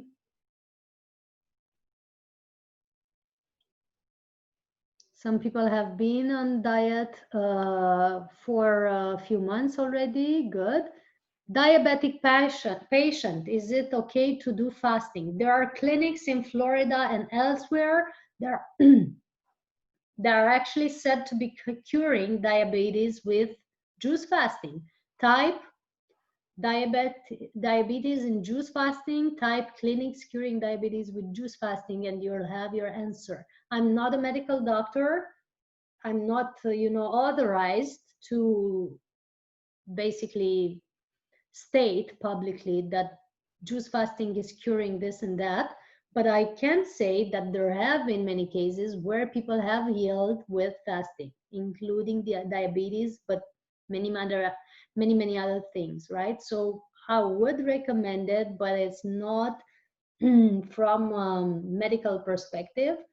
To see the medical perspective, you can search for the doctors that are doing this in their clinics, curing people with juice fasting, and they will, their websites will give you the answers. Okay. When I fast, I end up doing with coffee, tea, hot water, milk. Coffee is not fasting. You can use it. I mean, it's not the end of the world. But if you really want to detox your body, coffee should be excluded. That's what I would say. Cigarettes should be excluded. All the factors that are polluting your body should be excluded. Why? Coffee leads to agitation. You cannot tame your mind and meditate while doing coffee. I haven't had a coffee in 10 years. I'm up and running at 10 p.m. after a full day of traveling, talking to you for 2 hours. I would say this works, right? Liquids, milk is not fasting either. Milk is an animal product. If you want to fast, go on vegetarian products. That's what I recommend. Somebody says, when I have juice in winter season, I end up getting cough and a lot of discomfort in my throat. I'm really interested to know how I can be on juices. Hot warm liquids are fine. Hot warm liquids you can use. Maybe you're keeping your fruits in the fridge, or you're keeping your juices in the fridge, and that's why you're having throat discomfort. Or maybe you're clearing something from your throat that is leading to that discomfort, and therefore you should just wait up until it clears. But make sure you don't use cold products, fridge cold products during the winter, or in general. Actually, in Taoist tradition and Ayurvedic tradition, cold foods right out from the fridge are highly unrecommended. So try to keep your products at the room temperature and drink it from that temperature, and see if your throat has any other issues. If there are other issues, then it's detox and, wait it through. I was on liquids 90 days in the year of 2016 under the guidance of Patrici. I love Patrici so much. I just love this wonderful master, and I'm so happy that it's guiding all of you. And I'm happy to hear that he's also doing 9 days of liquids. Right, that's so wonderful. I do liquid diet for 1 day or 2, and also fast for 48 hours. I know this works, so would like to do for 9 days. Thank you for bringing it to us. That's a wonderful, wonderful idea. So most of you have gotten this question answered. I see on Facebook there's not much questions. I see some of you are still asking questions or making comments. I'm going to try to keep track on that, but we're also preparing you for meditation. So while you are hearing these answers, try to start centering in your heart and following your breath. While you're listening to the answers, all of you, start to follow your breath in the process. Start to center in your heart in the process. Yes. I've answered most of them, but let's see. The organic supplements, again, we're going to refer to them detailed during the process. I do recommend like ashwagandha and moringa and many others, but there's just a few of them that I referred to tonight. And it can vary, of course, according to each one of you and according to what you need to supplement for, right?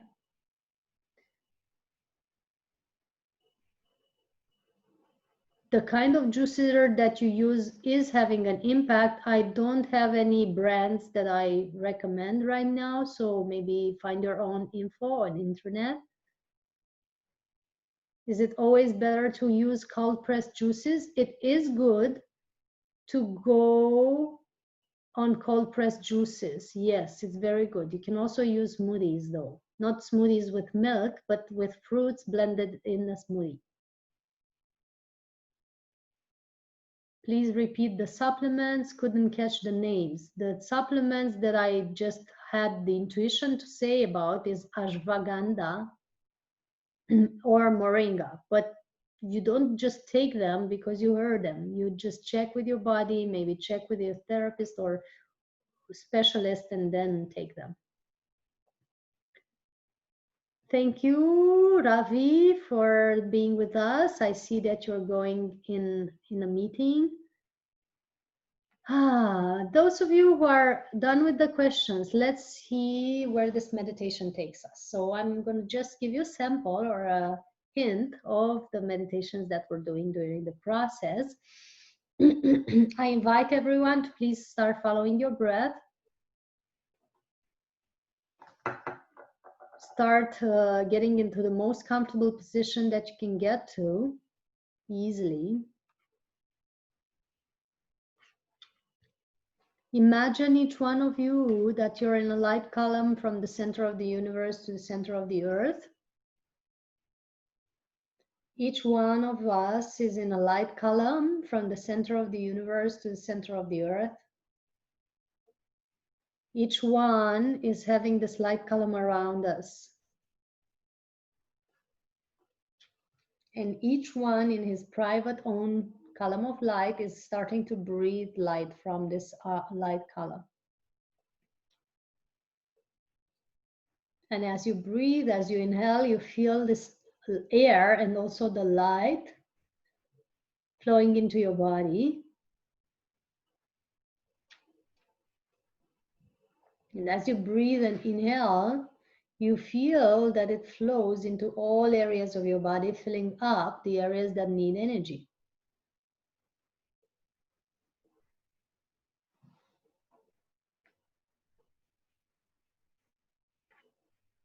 And as you inhale and feel this energy streaming through your body, you also feel on the exhale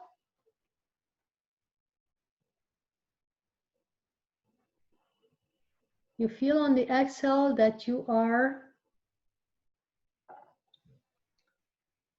releasing in this column of light all the worries, the tensions, the concerns, everything that doesn't serve you, everything that's not beneficial for you, everything that's not for your highest good. You just release it out in the column of light. This column of light around you is pre-programmed to dissolve, transmute, transform everything that doesn't serve you.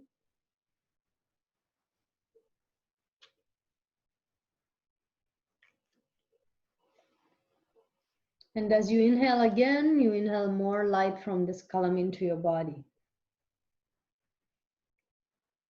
You exhale the worries, tensions, concerns, everything that doesn't serve you, all out into the column of light.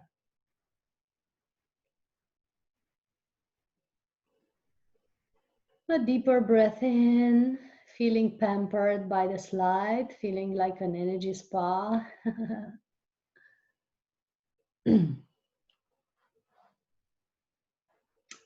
And a deeper breath out, you start noticing that you are drawing the light or the air through your spine now.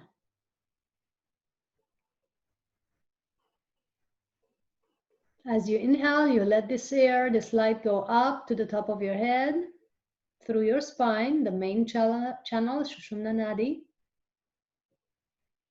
As you exhale, you let it flow down to the base of your spine. Deep inhalation, air and light going up to the top of your head, through the spine. Feel the spine like a tube of light, right? That is clearer and clearer.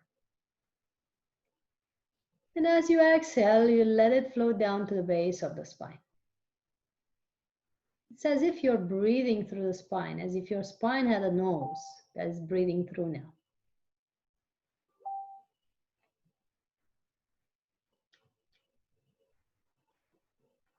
Another deep breath in. We center now into our hearts.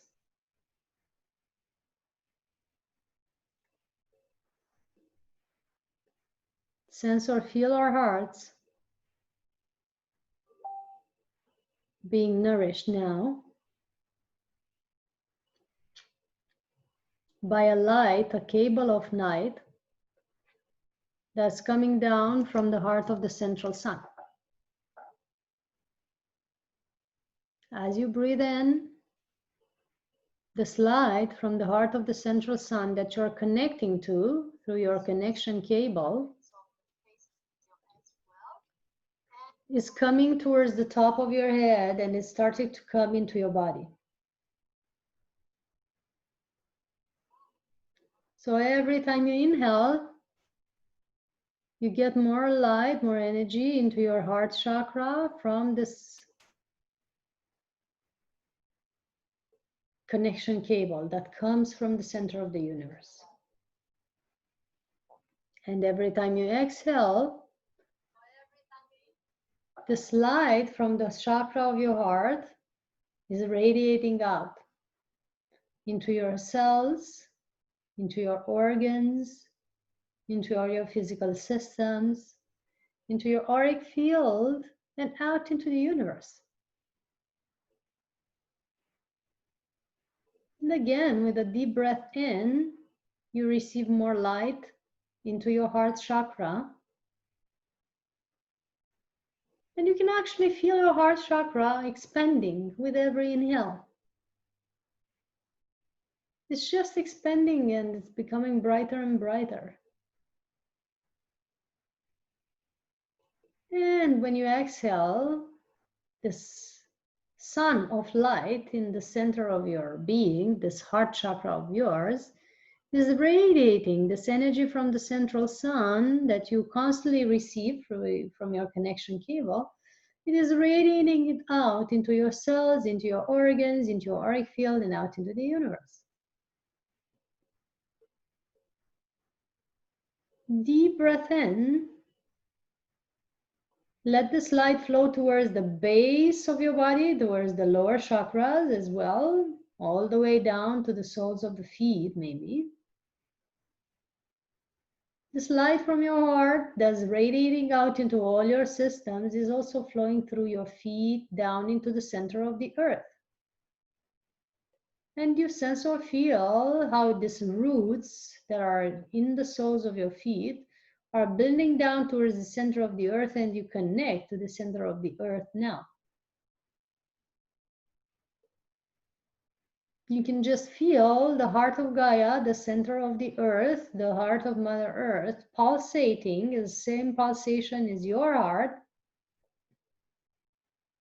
And you literally sense or feel how it is radiating back up, this light from the heart of Gaia, through your roots, through the soles of the feet, through your ankles, calves, knees, thighs, into the hips, and all the way up through the spine, to the base of the spine, through the spine to the heart chakra, and through the spine to the base of your skull, all the way up to the top of your head.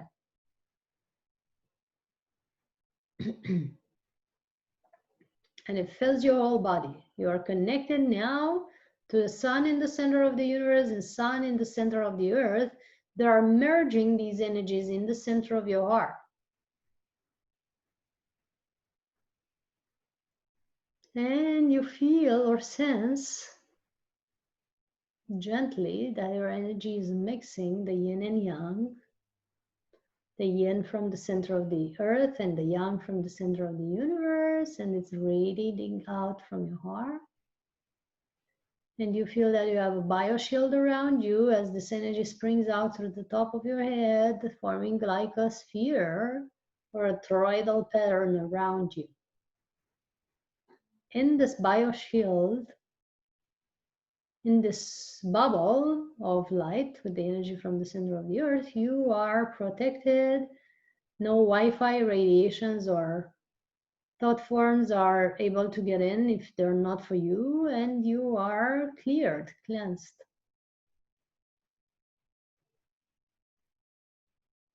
So maybe for each one of you, let a message come to you.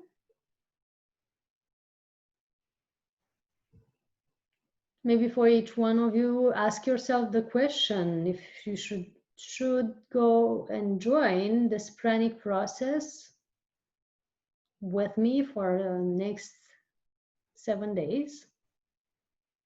There are 8 in total, and this is the first one. Feel into your heart if this is beneficial for you and this is something that you need to do right now, or that it's helping you right now in any way.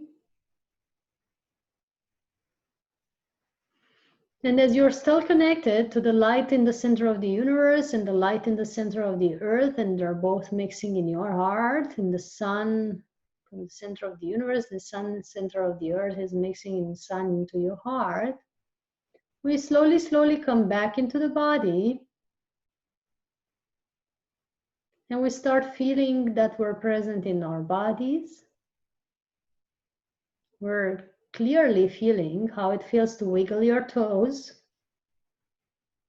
and be present in your toes and the soles of the feet, present in your ankles, calves, knees, thighs. You're present in the hips. You're present in the lower back, upper back, chest, arms. You're fully present back in your body into the neck and shoulder blades, face, eyeballs, forehead, to the top of your head. You're fully present here now.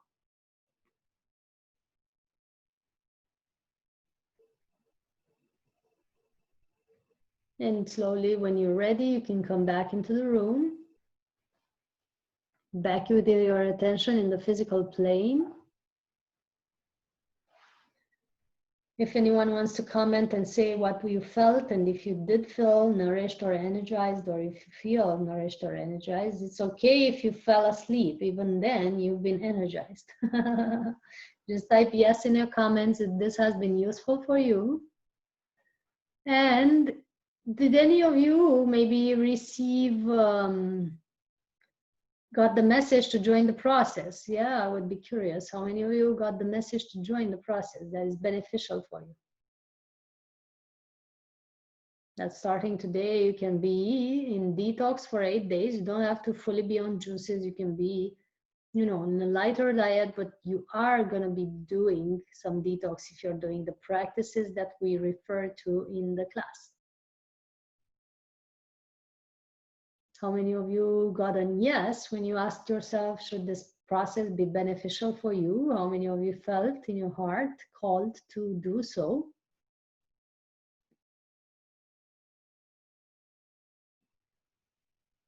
And with this question, you've been noticing that grounding was necessary, getting back into our bodies is necessary, and that's what we do at the end of any meditation. If you have any further question, don't hesitate to contact me.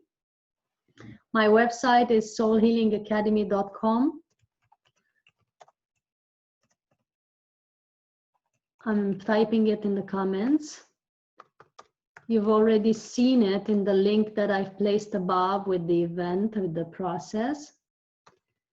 But I'm just retyping it so that you can know. And this is where you find all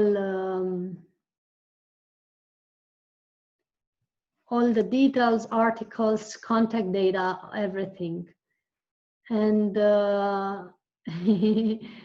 I see that somebody didn't get clear answers, but they sure got a sense of calm and peace, and that's sure enough to sign in. So sometimes you don't get like a hammer on the table saying, go do this practice, go do this process or something. You just feel like, yeah, oh, this feels right. Okay, this is peaceful. This feels like cool stuff to do, you know, or this feels like it's on my path, you know, as opposed to when you don't, you're not supposed to do something and you're getting in a state of agitation or, you know, disagreement, you know, with your body or with your soul. So peace is also a good sign as well. Yeah. Thanks everyone for joining. I'm really happy to have been with you. I really honor your presence, such high vibrational people. Thank you, Pari, for suggesting our collaboration. I've been honored by your invitation. Hope to have more of this anytime. Thank you, Tina. It was wonderful. Thank you very much for doing this.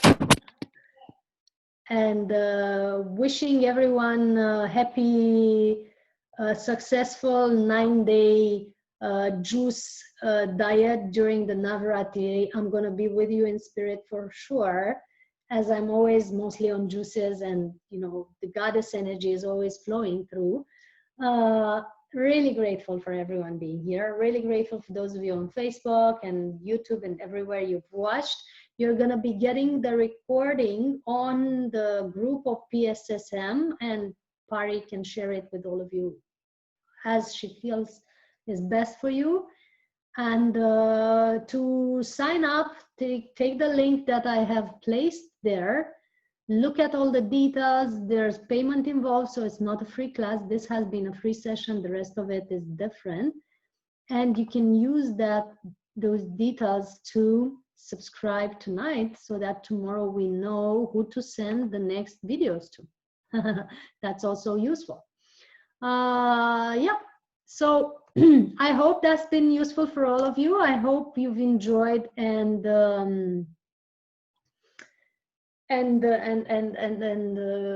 really had benefits from this. Share it with your friends when you get the recording. This is free from everyone. It's also beneficial for others to know that this is possible. Somebody says, thank you for your time and energy. You know, for me, time does not exist. I always live in a timeless zone, and the energy is universal. So I'm grateful as well for my time and energy. Big hugs to all. Blessings, namaste, see you soon, hopefully in the process. Thanks everyone, and blessings to your pyramids as well, and to Patrici. Honored to be here.